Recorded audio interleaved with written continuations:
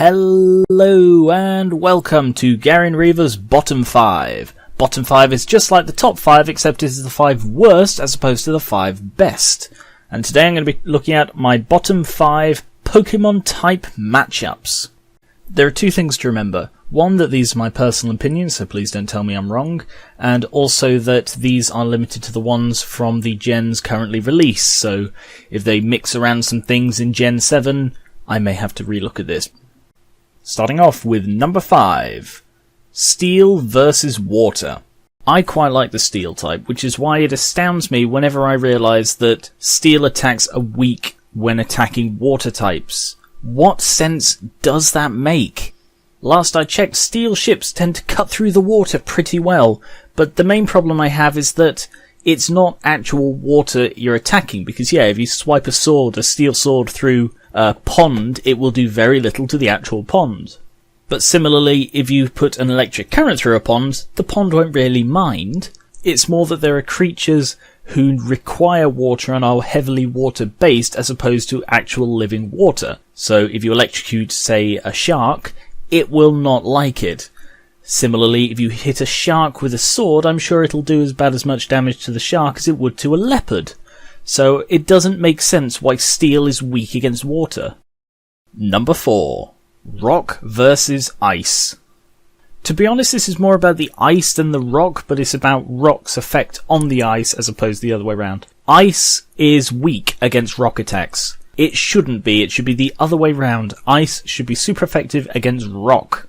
I mean, ice is already super effective against ground types, but not rock. And that doesn't make any sense to me because there's something called freeze thawing, which is when water seeps into the cracks in rocks, freezes, and breaks the rocks. It tends to happen slowly, and it just widens the cracks until the rocks fall apart. But it's the rocks. I suppose it does happen in the ground, but it happens in the individual rocks as opposed to the ground as a whole. So why is it strong against ground, but not against rock? Speaking of ground, number 3. Ground versus Poison. This type matchup has been a staple of the series since Gen 1. You remember back when you used to use Dig on ghost types and it would knock them out pretty much one hit every time? That's because the ground type Dig was super effective against the part poison ghost types of Gen 1.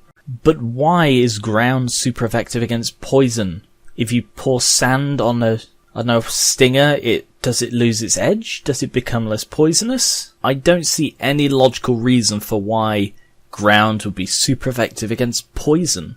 Especially as a lot of poison is airborne, so how would ground affect that at all? Like coughing and wheezing, they have levitate, so they're not affected now, but before they had the ability of levitate, these floating, basically gas clouds were knocked out by a bit of shaking in the ground. I mean, poison does half damage against ground types, which sort of makes sense because you can't really poison the ground, but then again, it's not actually the ground, it is ground-based creatures, so even so, you got to give it a little bit of leeway, but it just doesn't make sense to me.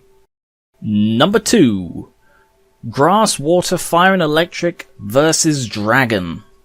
This one really kind of annoys me. All 4 of those types do half damage against dragons. Why?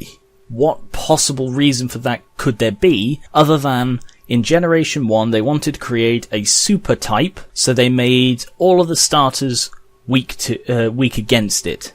They made some of the most common, some would say staple types, weak in attacking the dragons. I mean, there were only 3 dragons in Gen 1, but they wanted to make them really powerful, so they made them rare, and they made them really resistant, so that they were the super Pokemon.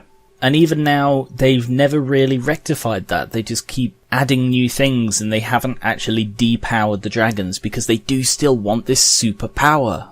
I've never really used dragon types in my team before, but I'm currently using a Dratini from the Game Corner in my Soul Silver playthrough, so we'll see how that goes for me, I guess. And finally, number 1. Basically everything Fairy. Oh come on, you all knew it was coming. Fairy makes no sense logically. It's added solely, and I looked this up, solely to balance competitive game typing. That's it. That's the only reason it was added. It doesn't fit. It doesn't make sense as a type. It is normal type, but different. Half of the normal type that were normals before this came along could be considered fairy. I'd say Stantler's a kind of fairy-like thing with its nice pretty horns and its bushy tail and stuff, but no, that's a normal type. It's really arbitrary how they distinguish between the two, and to be perfectly honest, it doesn't make any sense. I know that's pretty much the catchphrase for this video, but it's true. Here are the worst examples I could think of for the fairy typing, but to be honest, pretty much every single fairy matchup makes no sense. Fairy does double damage against fighting types. Imagine a tooth fairy attacking a black belt. Who do you think would win? Probably not the fairy. Steel does double damage against fairies. That just seems to come out of nowhere. Do people attack a lot of fairies with swords? Because that's always what I think of with steel. I think either like steel plating for defense, a sword for attack. And with a fairy, I just can't imagine many people swinging swords at fairies. Maybe I'm just weird like that, I guess.